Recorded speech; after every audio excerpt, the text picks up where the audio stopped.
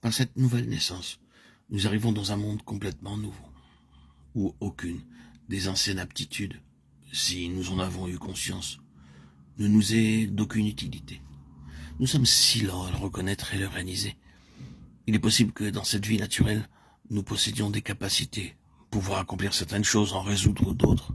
Mais lorsque nous entrons dans le royaume céleste, nous arrivons dans un monde où toutes ces anciennes facultés naturelles ne trouvent aucun usage.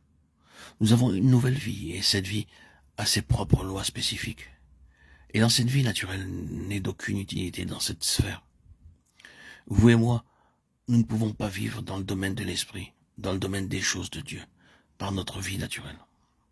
Nous devons avoir une vie qui corresponde au royaume des cieux.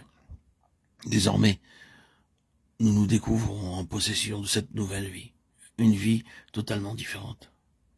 Elle requiert certaines choses que nous ne pouvons pas lui fournir à partir de notre vie naturelle. Nous devons apprendre comment vivre selon cette nouvelle vie et quelles sont ses exigences.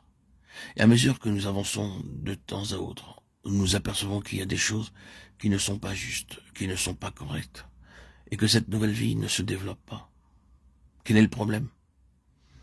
Alors, par la souffrance même de cette vie, ce sentiment de strangulation dans notre vie spirituelle, nous apprenons une certaine loi de cette vie.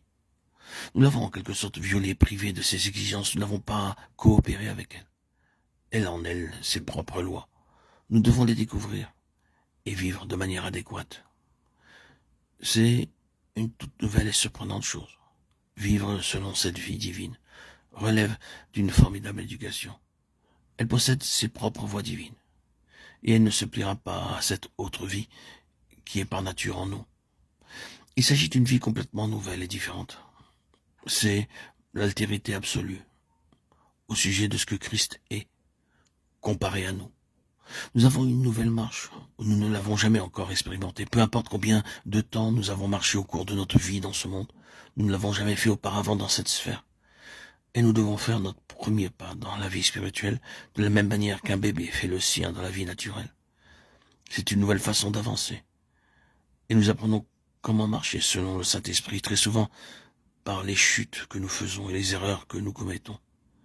Cette marche selon le Saint-Esprit est entièrement nouvelle, sans aucune participation du naturel, de la confiance en soi. Avoir de l'assurance est une chose désastreuse. À nos enfants, au début de leur apprentissage, nous leur avons dit « Tu étais trop sûr de toi et tu as échoué. Tu as cru pouvoir faire plus que tu ne pouvais. Tu avais trop d'assurance. » Il en est de même dans la vie spirituelle. Marcher selon le Saint-Esprit et non selon la chair est une nouvelle manière de marcher qui ne laisse aucune place à la confiance en soi.